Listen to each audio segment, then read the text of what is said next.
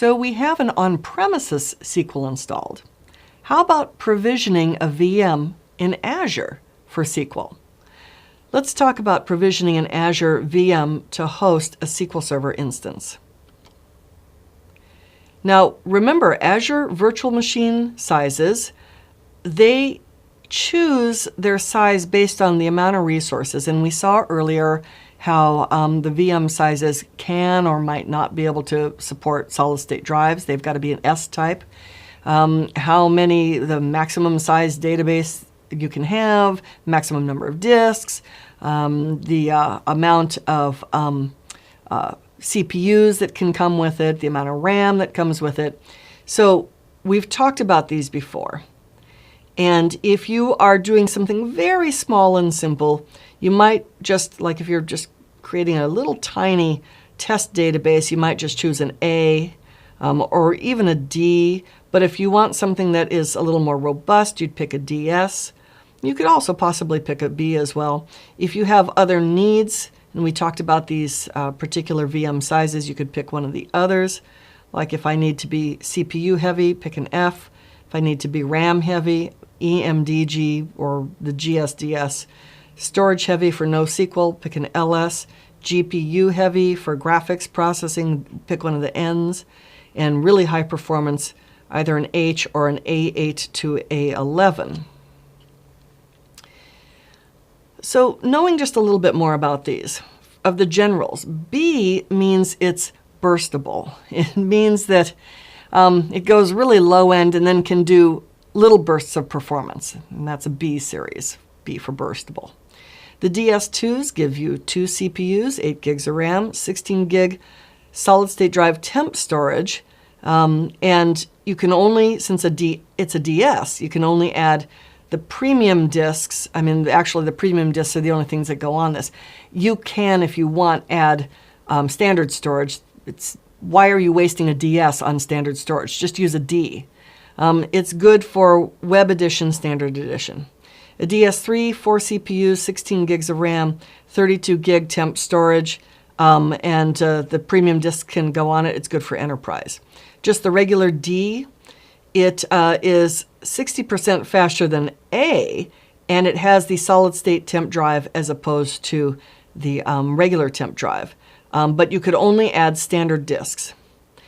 If you have A version 2, it's smaller than a DS. You can only add standard disks.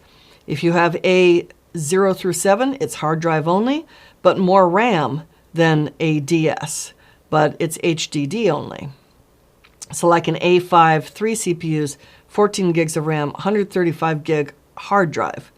A6, 4 CPUs, 28 gigs of RAM, 285 gig hard drive. A7, 8 CPUs, 56 gigs of RAM, 605 gig hard drive. Again, if you're not sure, really the Microsoft recommendation.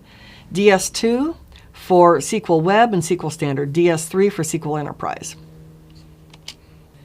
So again, your preferred Azure VM size for SQL 2016. Enterprise Edition, DS3 or higher. Standard or Web Edition, DS2 or higher. As we've said before, every VM will come standard with an OS disk, the C drive, and a temp disk, the D drive. You add disks yourself for data as desired. For every VM CPU, you can have 2 additional disks. You have 2 performance tiers for storage that you can choose from, standard and premium. Remember, standard is just a spinning platter. Premium is solid state. 2 types of disks, managed and unmanaged. Unmanaged was the traditional VM disks.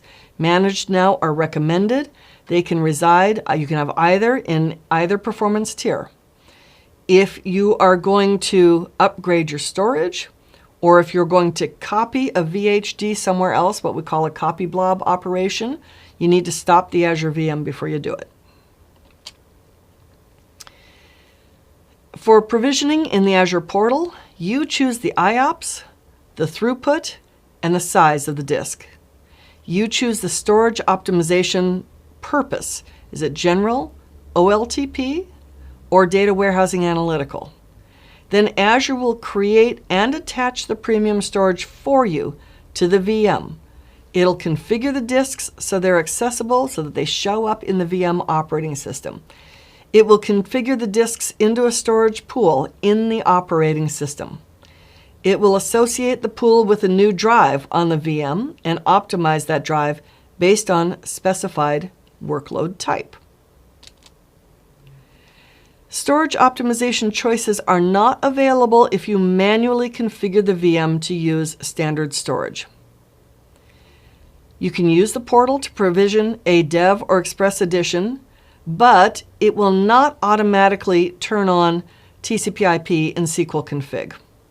You'll have to actually manually enable TCP/IP. That's out in the SQL Configuration Manager, the thing that looks like the red toolbox. You have to actually enable that, otherwise you can't make TCP/IP connections to a Dev SQL Express version. Not normal SQL, just those versions. So if you choose the Developer Edition, just realize then that you'll have to go to SQL Configuration Manager to enable IP connections. And then you'll have to restart SQL. Connecting across the internet, you will connect to whatever the name of the VM is, and notice the naming convention. So it'll be like MySQL VM label, whatever you call this thing, .theregion.cloudapp.azure.com, and then comma the port, which by default is 1433. So leave that default. So what we can do now is we can go and provision VMs in Azure SQL.